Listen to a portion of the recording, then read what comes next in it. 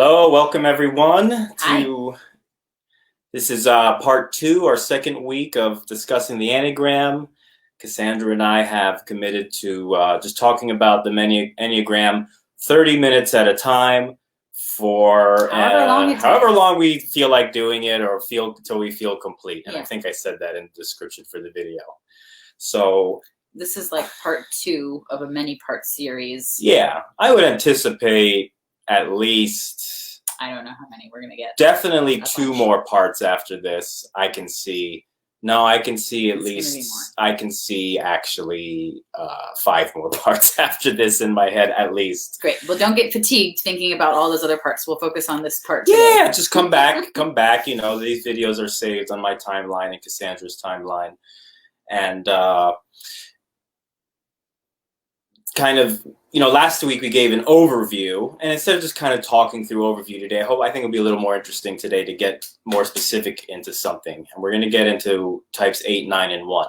But instead of just kind of like describing to you what those types are, we're going to talk about specific things to be aware of if you are those types related to spiritual growth. And I'm drawing from the end of this book, Tools for Growth. And this is the wisdom of the Enneagram.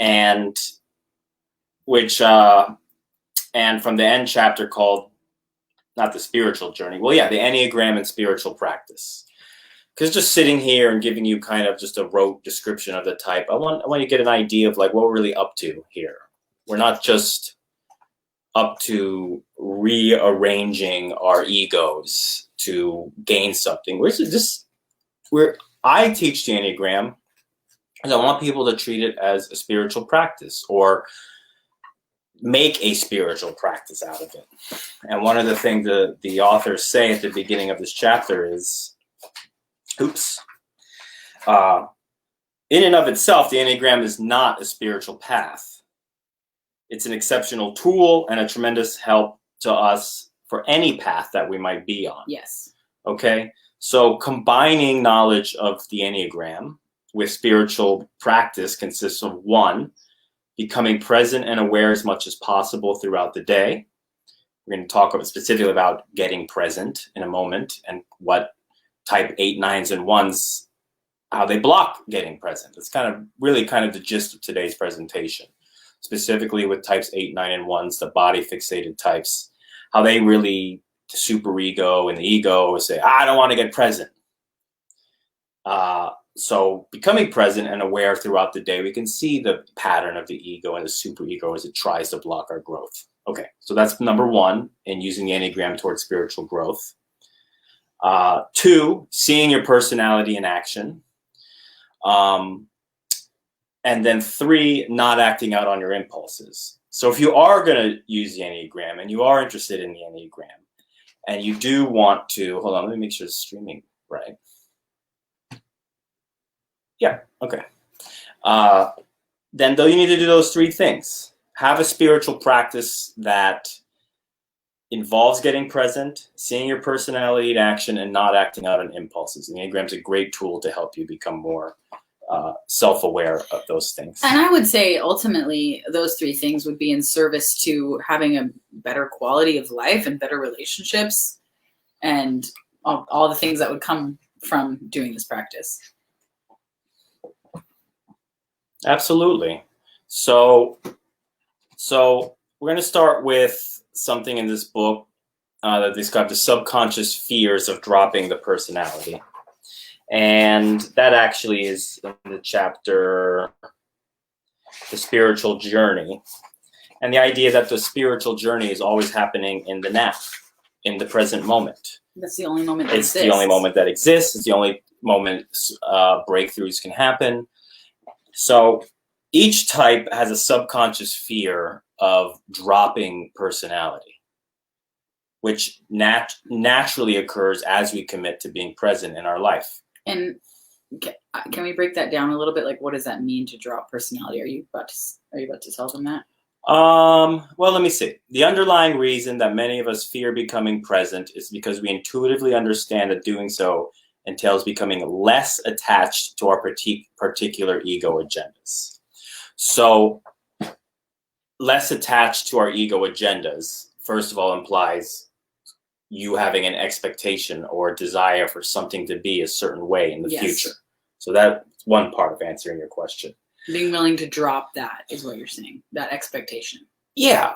Like the agenda of the type 6 is to be safe and secure now, but also in the future. Assuming I'm not safe and secure now, so trying to create safety and security in the future. Yeah, or maintain it, I guess. The type 3, the agenda of the ego is being seen as a successful person. So it's not present because the focus is on manufacturing or maintaining, sustaining, or growing some image of success. Again, future oriented, not present with what's happening. That's an example from type 6, the mind fixation, and type 3, the emotional fixation. So 8, 9, and 1s feel this way about dropping their personality. And also, let me say this.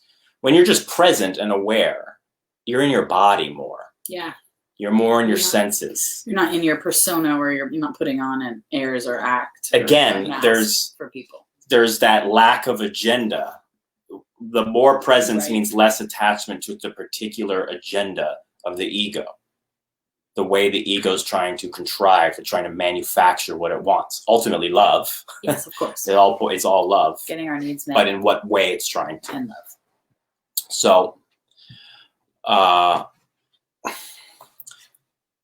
So I'm just going to finish reading this paragraph, and then we'll go to 8, 9, and 1 in specific. Thus, each of the 3 triads has a characteristic false belief about the necessity of continuing its ego projects, along with a subconscious fear of what will happen if these projects stop. So there's a subconscious fear that we want to make conscious in our spiritual path of what will happen if we get present. Well, these fearful beliefs will show up repeatedly as obstacles to presence, as reasons to not let go of whatever we are identified with. Okay, so for 8, 9, and 1, this is what you are kind of thinking to yourself. All 3 of them have the same underlying fear. Yeah, as a triad, as a group, as the 8, 9, and 1s being the body fixation. Right, group. okay. Okay, and they are also called the instinctive triad, because instincts are in the body. Right. Whereas 5, 6, 7 is the thinking triad, and 2, 3, 4 is the feeling triad. Yes, feeling. Thank you. So you can read it for yourself. Do you want to read this? Sure. If I let my guard down and relax into the flow of life, I will disappear. The familiar I will cease to exist. I cannot protect my sense of self if I am truly open. If I really let the world in and allow it to affect me, I will be overwhelmed and lose my freedom and independence, and I will be annihilated. That's really, I love that. My client this morning that I was working with said something, not those exact words, but what did they say? The fear was of being present with pain in the heart, so emotional pain, and the fear was that they would become overwhelmed and just their life would never work again, and they would just be this emotional mess forever and not be free, not be independent, and just, be a disaster. And thankfully the work we were doing allowed this person to realize that if they feel their pain and feel their emotions and whatever's there, it goes away, and then they are back to being themselves again, rather than going off into the abyss of sadness or whatever it was they were worried about. Well, and themselves is potentially something they can't anticipate. Is why we use the word transformation in this work as coaches. Right. And the things I've selected to share with you today, I think, are very to the point and in and of themselves potentially powerful. If you are a type 8, 9 or 1 watching right now, or have that energy going on within you, I imagine you will feel zinged by it. If you do feel zinged, please comment and say so. Yeah, share with us. And as always, ask any questions. Definitely. So that's the hurdle. When using the Enneagram as a spiritual path, the ego is going to get scared. And what's up? Oh, I was just going to look for the comments because there was one I was going to show, but you can be in charge of that. There's no comments showing. That's fine. It Okay. came on mine. I am in charge of this. Thank you. I'm the tech guy here. Please stop touching things. Okay. So look, so that's the very basic thing that's going on. You commit to a spiritual path using the Enneagram, which, as I just said, point 1 means get present. And now the ego and the superego is subconsciously pinging on you, being like, oh God. And in case of 891, as we just said, if I let my guard down, if I get present, I'm going to disappear. I'm going to be annihilated. I'm going to be overwhelmed. I'm going to lose my freedom and independence, when actually the opposite is true. You might start looking like someone else. It's definitely someone more loving, definitely someone who's able to receive more love and actually experience more independence. But that's the trick. There's that hurdle to get through. So it's the leap of faith, as they say. So now another way to think about this, I will become present to my life when. So because the ego knows it's kind of under attack by getting present, it makes excuses. It's like, oh, okay, well, I know I need to get present to move forward in my spiritual journey, but now the ego starts coming with excuses. And for type 8, the excuse kind of sounds like this, and I think our cat's going to come in. Yes. So for the type 8s, they're kind of waiting on being present and going down the spiritual path when, and they say, and the ego, is kind of saying this to themselves, something like this. I am totally independent. I will become present to my life when I am totally independent and do not have to rely on anyone for anything. When I that's a typo, when I feel completely in control of everything and my will is never challenged, then I will show up. When I feel completely in control of everything and my will is never challenged, then I'll show up. So what are you hearing? What are you hearing in that? Well, I hear that this person is very afraid of things being out of control. Yeah, type 8s are definitely looking to be in control. And there is this desire to be an authority, it seems, on whatever is occurring. And then if everyone, respects my authority and does what I say, then I'll be present, or something like that. Like if I could be in charge and I can protect everybody. Yeah. This makes me think how much, until I really understood this system and really understood type 8s, and how much I judged type 8s and hated the thought of working with them, because they can think about it. They're not the type that's being nice to people. They're domineering. To type 2s, they're not giving and being nice to people to contrive love. They're kind of being dicks and assholes and control freaks to manufacture love. Yeah, even if they're right, and they often are, and they often have a lot of energy and get things done, so people look up to them. Yes, but they can be very bossy. But they're pretty rough. They can domineering. They can be very rough. So again, this is what 8s say to themselves. When someone becomes aware of the fact that becoming present to life is a part of the path forward, this is what an 8 might start saying to themselves in their subconscious. And I meant to start with 9, because 9 is actually the core point, with 8 as the externalized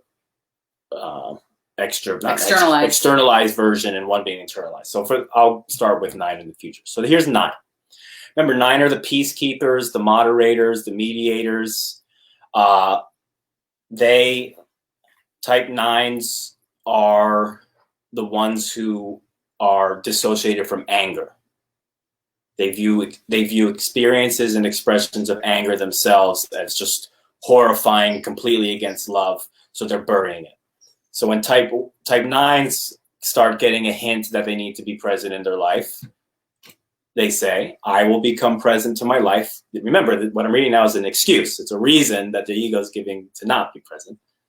I will become present to my life when I am completely at peace and without conflicts or problems. When nothing in the world bothers or upsets me, and everyone in my world is happy and at peace, then I'll show up. So what are you hearing there? Well, there's a big expectation that someday everything will be calm enough and comfortable enough and pleasant enough to be able to be one's true self or show themselves to the world or take action. I mean, in some ways, when nothing in the world bothers you or upsets you, you're going to be happy. Like, this is what our ego does. Now, realize this statement is more representative of like a lower end of functionality or more disintegrate, or like someone really stuck in ego. Yeah. I'm saying all type 9s are stuck here, by the way. No. But yes, like to some degree, this is the ridiculousness of our ego. And why I chose to share this with you today, because make it like this is how silly it is. What was the subconscious fear though? Didn't I read that? For 9? For 9. Yeah, we didn't do that one yet. Yeah, we did. We did 8, 9, 1 as a group. Oh, they're all the same. Okay, thank you. We did, as a group, the 8, 9s, and 1s are scared if they somehow relax that they'll disappear. Okay, thank you. Right. So the excuse the 9 in specific is making not to and it's kind of funny, go down the path is this. For type 9s, it's when everyone else is gotten their shit together, then I'll show up. Basically, it kind of seems like when everyone else is not being irritated, when everyone else is peaceful, then I won't be bothered. Yeah. And then I'll show up. That's kind of interesting to me. In a moment, we're going to go back through the types and kind of call out more what the ridiculousness of it. So I don't know if I don't think you can see these comments, but Caroline. Yeah. Your comments aren't showing. Is a type 9. Okay. And she has a daughter who she thinks is an 8. And so she's like figuring out how to be a 9, parenting an 8, which is kind of interesting. I don't know if we want to circle back to that. Well, is there a question there? I'm sorry. Or just pointing out? I think she's just saying that she's having challenges with it. Yeah, I imagine you might even feel bullied by your own kid if you're a type 9 with an 8 kid. It's potentially something going on. Yeah. And if you want your own child to feel safe in the world, and if you want your own child to respect you, you got to stand up to them. You got to stand up to her. You got to bring the mama bear. It's there. Now you're seeing them. You got to bring the mama bear energy. And it's kind of like a kid in that space wants to know that if there was some sort of threat or something bad happening, that like her mom would be able to protect her. Yeah. You're the parent. You're the one who's in control. And your child, by testing you, is testing you. Yeah. To be like, God, can I trust my parent to be in control of things? Because the kid might come across as bratty or come across as a know-it-all, but they know you're the parent. Or a control freak herself for whatever reason. But you're still the parent, and they still have an expectation of you. Yes, and there's lots of time. She's still young. There's time to turn. You know how old this child is? How old is this child? Lydia, she's probably 9. Okay, so yeah, let's nip that before teenage years kick in. Yeah, you just got to be bigger energy than she is. Yes, very much have to. For type 9s, that can be a challenge. Yep, to get bigger energy than the type 8. Absolutely. Now, type 1s, they say to themselves, I will become present to my life when I have attained complete balance and integrity, make no mistakes, and have everything in my world sensibly organized. When I have achieved perfection, then I'll show up. 1 is my secondary energy, by the way, besides my wings. I also have type 1 in my... I'm a 6, which again is fear itself. I feel that I have very much gotten over a lot of the 6 fixation. It's constantly a practice to stay courageous in the face of fear for me, but I've been doing it. Mm-hmm. So since I've done the work there, something else shows up. For me, absolutely, here in this. I'm trying to get everything organized and sensible. I don't want to make mistakes. I'm scared of making mistakes. And you get critical of myself and others. Yeah, I've been reading this to myself right now. I'm feeling a little zinged in the heart. And thank you for those of you out there sharing that you've been zinged a little in the heart, like Carolyn right here. Yeah. Parenting is no joke. So thank you for being honest and open and vulnerable and admitting you're getting a little zinged. I love it. It's good. So wow, we're already at 23 minutes here. So I think just reading through the rest of what we have will be fine. We don't have to give a ton of commentary. So maybe in the end. Maybe in the end, but please feel free to ask questions. All right. So then we have these things called marching orders, and marching orders are what's coming from our superego. Now I guess we should define superego real quick. Superego is the piece of our ego. There's all sorts of definitions, but that comes from, It's the authority. It's the authority. It's like our inner parent. It's our inner parent, yes, that we're trying to please. Yes. Somewhat ironically, as people go down a spiritual path, they can make the spirituality itself this is a pitfall, can get incorporated into the superego. So people like, study Eastern philosophy, very popular. Then they would say things like, oh, this isn't what Buddha would do. My Buddhist practice is I'm not living up to my Buddhist practice. That would be an example of like a spiritual superego that you've now layered on yourself instead of just trying to appease a parent or other authority figure. I see. So, oh yeah, people do that. So type 8s, the marching order, the superego is telling them, and we've already said this a lot already, you are good or okay as long as you are strong and in control of your situation. So type 8s are trying to be strong and control their situation because that's what they feel their superego. That's how they feel safe. Is telling them that. Like, this is how you're going to feel safe and loved and all that. Yet, here's the contradiction. When do you know that you're strong and protected? How much control do you need? Is your drive for control really enhancing your sense of well-being? And I think for 8s, that can be a big breakthrough when they realize, man, this drive for control isn't working. I've been trying this for years and decades, and I don't feel better. And I feel burnt out, and I feel tired. And the big one for type 8s is all of their close relationships are suffering because they are bullying everybody in an attempt to gain control. Yep. 8s pursue more and more control, but still don't feel safe.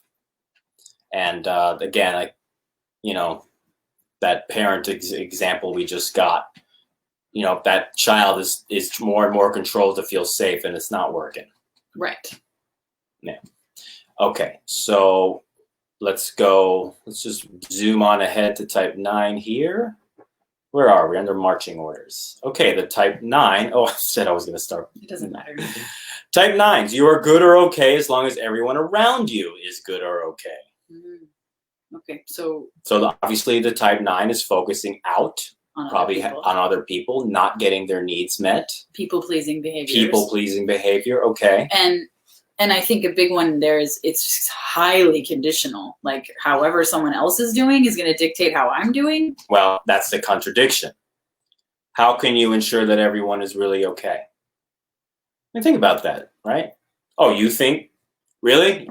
You're going to know when everyone's okay, type 9? Really? Yet that's what type 9s do. It's kind of arrogant, actually. And I think if a type 9 were able to view that as arrogant inside themselves, it might be humbling enough to shake things up. It's holding other people smaller. How do you know that they are okay? Why is your well-being dependent on the prior well-being and happiness of others? So again, type 9 mom, maybe this resonates with you. Like, your well-being doesn't have to be dependent on the well-being and happiness of others, even if it's your own child. Ooh, that's a tough one. We're not parents, so we can. And we're not parents. We're going to be soon enough, I guess. But I'm not pregnant. No, she's not pregnant. It's not what we're not. Every time we talk about having kids, people are like, "Oh, you're pregnant?" No, she's not pregnant yet. Good grief. Okay. Yet. Yes, it'll happen. Okay, moving on. And the ones, the marching order from the superego, you are good or okay if you do what is right. Well, okay, sounds good. Yeah. In fact, out of the book itself, sounds reasonable, but how do you know what is right? Who says so? Is your set of standards objective or subjective? Where did these ideas come from? Yeah, where did these ideas come from? Where did you get your rules that you have in your mind that Ones you are supposed to be following? Ones are struggling to be good, but they're actually never good enough for their superego. I'm guilty as hell of that. And it's something that probably the most present thing in my life right now that I'm working on is this point right here. So Sarah's is asking about what are the virtues for 891. We're not covering that today. So yeah, we're not covering that. We could today. do a virtues episode. We're going to do a virtues episode for sure. It's not today. This is what we're doing today. Just so you know, we have 5 more minutes. Right. Okay. So where am I? We covered marching orders. We covered... Okay, so let's end with the healing, with something called healing attitudes. Instead of just beating up on our... It's kind of similar to the virtues, probably. Yeah, okay. So maybe it's... Yeah, we're not covering virtues specifically today. But, you know, in the general... I'll answer real quick. In the general theme of things, our wound, our ego-fixated behavior through transformation has the opportunity to become a strength. Okay? So the controlling nature of the 8s, instead of just being in control of people, they know how to be in control with people and be in relationship with people. And the fact is 8s do have a lot of energy and can get things done. And people do often want them to be leaders. And they make other people feel safe. And they do make other people feel safe. They need to stop being so fucking hard-headed about it, is one way to put it. Yeah. 9s are great communicators. And great peacemakers. Are great peacemakers. But once they learn their own boundaries and learn how to say no.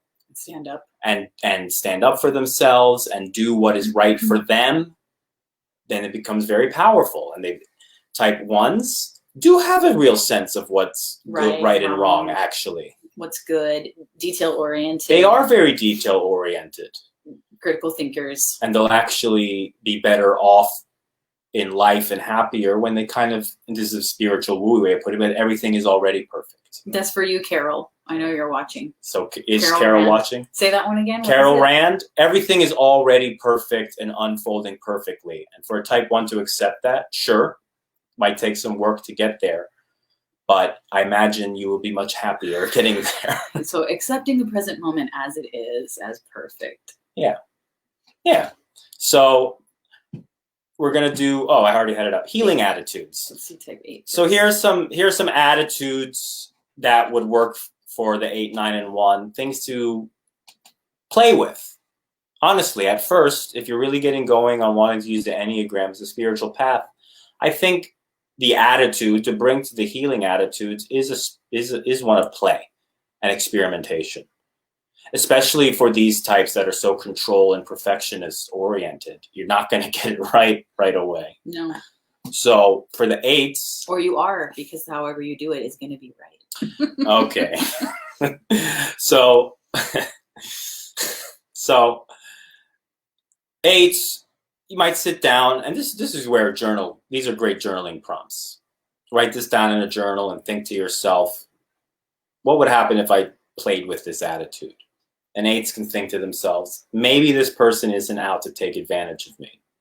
Right? Because 8s are trying to be in control. They're worried about other people trying to gain control over them. Well, maybe everyone isn't out to get you. Okay. Maybe I can let down my guard a little more. Maybe. What would happen if you did? And that's a rhetorical question for you. I mean, I certainly have some thoughts and I coach on this a lot, but ask yourself, what if you let your guard down a little more? What would be the upside to that? Maybe I could let my heart be touched more deeply. What would be the upside to that? Yeah, another, what we do in tapping a lot of the time, we frame things this way, maybe this, maybe that, so we can kind of like groom our subconscious into like accepting something that otherwise we wouldn't automatically accept. And another way of putting it is like, I like the idea of letting my guard down a little bit. Like, I just like the idea of it. I'm not necessarily going to do it, but I love the idea of it. So just tiptoeing our way into these things. Yeah. And look, you have to figure it out for yourself. Any spiritual path, any work, all of us as individuals have to prove it to ourselves somehow. Yeah. We can take a long time doing that. It can take an instant. There's no timeline on it. But ultimately, we have to own it. We have to say, okay, a coach, I can read a book, and someone comes along and says, hey, maybe you should let your guard down a little more. Well, it's up to you to be willing to play with that. Try letting your guard down and seeing the positive repercussion of that. No one can make you do that. And sometimes more stronger healing modalities are needed to support releasing whatever traumas or whatever it is that's holding you back, in a deeper way. There is ways to receive support. Absolutely. Absolutely. I would say then... You still have to be willing. At least... Yeah, you have to be willing at least, and at least the final step would have to be your own, I would say. Yes, absolutely. Yeah. Okay. For nines, well, let's see, actually, Carolyn said for nines, it would be everyone please shut up, stop complaining, just be happy. Yeah, because you want it to be peaceful. You want everything cool and chill and smooth and easy. Yeah. So a healing attitude for the 9 is maybe I can make a difference. Maybe I need to get energized and involved. Maybe I am more powerful than I realize. Because 9s are so often trying to manufacture that peace by what you just said, Carolyn. Everyone just shut up and calm down. Well, they're not going to. No. So maybe you can be more powerful. Maybe your energy can come up. And maybe your boundaries will actually get you what you want instead of just sitting back hoping everyone shuts up and calms down. Yeah. Maybe there's something that you can do that will inspire that calm. The type 9 fixation is very much laziness. It's not the laziness isn't. There's kind of a laziness associated with it. It's like a scared passivity. Very passive. It's the one fixation that really needs to get fucking fired up. Where all the other fixations, something's going on, and you might think of it as like a ripple or a disruption in the flow, and we want to calm that ripple down. The 9 is just too calm. It needs to get going. It needs to agitate. Yeah. So partly so it can get feedback to play off of. Right. Well, how perfect having a type 8 daughter to light a little fire under your butt. Little attention blip here. I'm not sure what Carol means by this. I'm not sure either. I think she might be making fun of herself for not being present, and now we're making her be present or something. I don't know. All right, so here's the last thing. And we're right at 30 minutes here, 32, a little over, but this is where we're going to stop.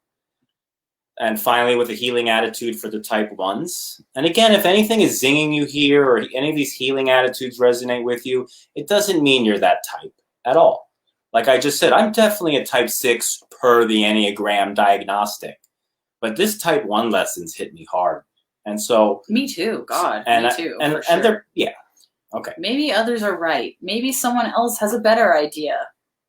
Maybe others will learn for themselves. And maybe I've done all that can be done. Yeah, that last one. Oh, for me, it's maybe others will learn for themselves. Oh, that one. Oh, all of them. You know what? All of them. This one hits hard. Man, this one hits hard again, too. As I was typing this out for this presentation, I was like, damn. Maybe others are right. Yeah, type maybe 1. And also maybe there's more than one right. Maybe I do one thing one way and people do something another way. Right. Maybe someone else has a better idea. I'm not so bad with that one. But maybe others will learn for themselves. Yeah, especially both of us who have, really committed to coaching and being kind of husband-wife coaching team. We need to remind ourselves, hey, people can learn for themselves. I always feel like, I know I feel so often in coaching, I haven't said enough or done enough, or I need to cram more down some client's throat. And it's like, dude, just chill. Let them resonate with what you've done, and they'll figure it out. They have their own journey. Maybe I've done all that can be done. Yeah. They have their own journey, their own path. Yeah. So we can only open the door. We cannot drag them through it. No. So we're going to do this for the next 2 weeks. Next week, what do you want to do next week? The 3 or the 6? 3. All right. So next week we'll go to the feeling centers with type 2, 3s, and 4s, and we'll give this type of presentations for type 2, 3, and 4. Following week will be 5, 6, and 7. And then I imagine after that, as Zara's asked, we'll get more into these holy ideas and holy paths and what we can do in the present moment, and more like what are the real specific kind of vices that become virtues as we do our inner work. But if you like this presentation today, you can expect this almost exact same thing, but with the other 2 centers. Next week, the feeling center. The week after that, the thinking center. And please feel free to ask any more questions or comments under this video. If you're watching this later, comment and we'll respond for sure. Sounds exhausting. What a type 9 thing to say. Yeah. Oh, that's a good place. Gotcha. Zinger. See you next week, everyone. Bye. Love you all.